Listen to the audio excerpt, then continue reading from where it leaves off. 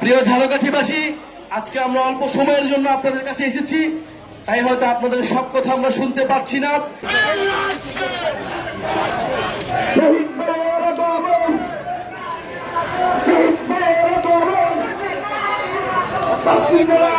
রক্তত্যাগের পরে তার সমস্যার সমাধান হবে।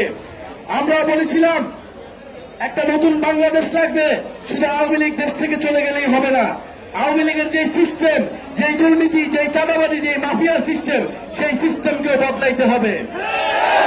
কিন্তু আমরা দেখতেছি যে বাংলাদেশে সেই সিস্টেম এখনো বদলায় নাই।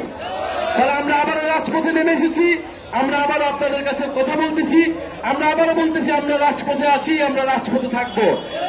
আপনাদের ঝালকাঠিবাসীর নেতৃবৃন্দ ঝালকাঠি এলাকার সমস্যার কথা বললেন, নদী ভাঙনের কথা বললেন, দুর্নীতি মাদক কারবারের কথা বললেন, শিক্ষা এবং স্বাস্থ্য ব্যবস্থার যে বেহাল দশা তার কথা বললেন।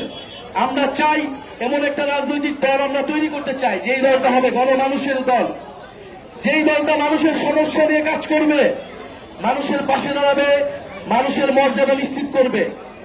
আমরা কোন চাঁদাবাজদের, সন্ত্রাসীদের, দুর্নীতি মাফিয়া ব্যবসায়ীদের কোন দল হইতে চাই না। আমরা চাই যেই দল আপনার কথা বলবে, আপনার সমস্যার কথা বলবে এবং আপনার সমর্থনে যেই দল পরিচালিত হবে। জাতীয় নাগরিক পার্টি গণ অভ্যুত্থানের মধ্য থেকে তৈরি হওয়া সেরকম একটি দল। আপনাদের প্রতি আমরা বলতে এসেছি যে নতুন করে বাংলাদেশে ভয়ের সংস্কৃতি তৈরি করা হচ্ছে। বাংলাদেশে কথা বলতে গেলে থামিয়ে দেওয়ার চেষ্টা করা হচ্ছে, প্রশাসনকে দলীয়করণ করার চেষ্টা করা হচ্ছে। আমরা বলতে চাই এই ধরনের ষড়যন্ত্র করে, এই ধরনের পায়তারা করে কোনো লাভ হবে না। বাংলাদেশের ছাত্র জনতা রাজপথে নেমেছে, রক্ত দিয়েছে, আবারও রাজপথে নামার জন্য প্রস্তুত রয়েছে। কিন্তু আমরা বারবার রাজপথে নামতে চাই না। আমরা দেশের ভিতরে বিভাজন চাই না।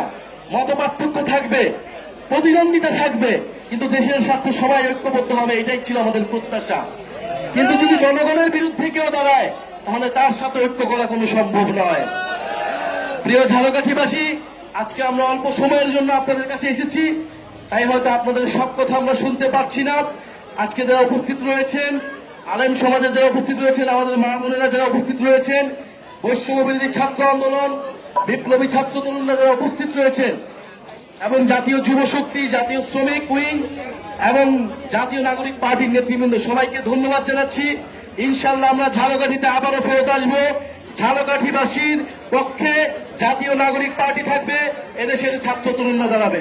আসসালামু আলাইকুম।